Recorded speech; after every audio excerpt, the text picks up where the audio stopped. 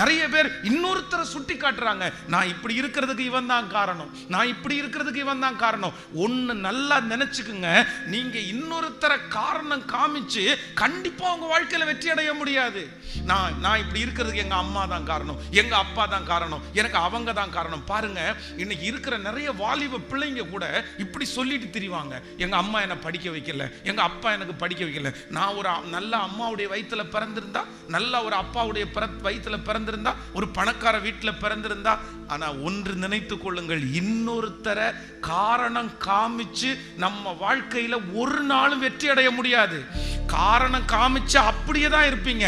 இன்னொருத்தரை காரணம் காமிக்கிறத விட்டுட்டு நான் அந்த மாதிரி ஆயிரக்கூடாதுன்னு நினைச்சு நீங்க முயற்சி எடுத்தீங்கன்னா கர்த்தர் உங்களை ஆசீர்வதித்து உங்க மூலமாய் அவர்களை ஆசீர்வதிக்கிறதற்கு கர்த்தர் வல்லவராக இருக்கிறார்.